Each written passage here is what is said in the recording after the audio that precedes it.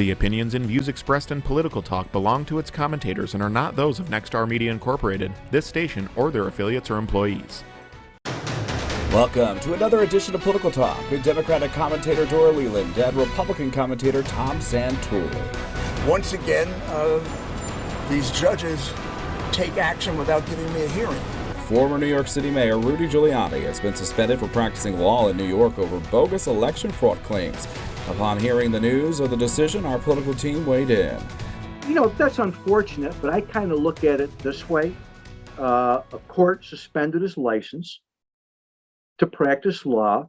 It may result in even more, sanctions as we go on, and saying that, that he did not tell the truth when we were talking about the 2020 elections, when they were saying that the elections were being stolen.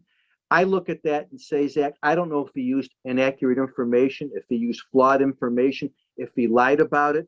But, I look at it and say, this is up to a court. I mean, this is not what Tom Santulli thinks or what anyone thinks.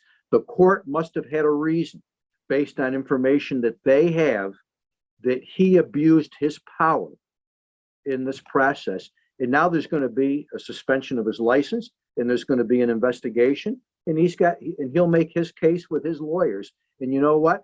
Let the chips fall where they may. If he's done something that's illegal or misled inappropriately, then you should get the punishment. I guess my initial reaction was sadness. I, like every other American, remember the shining Giuliani, September 11th, and his leadership in a time of crisis for a city that was in utter chaos and panic.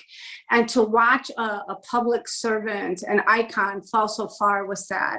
I don't think it's unwarranted. I think that, the state appellate court had to do this. He made completely unfounded claims about the election. He showed, a wanton disregard for the law. And, lawyers are held to a much higher standard when it comes to their public speech.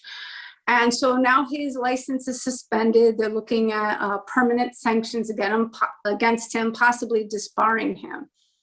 It's a sad day for his family, but it's an even sadder day for the nation that, someone who had so much to give and so much to offer would end his career this way. That will do it for this edition of Political Talk. For the latest edition of Political Talk and past episodes, simply log on to our website, mytwintiers.com. I'm Zach Wheeler, and we'll be right back.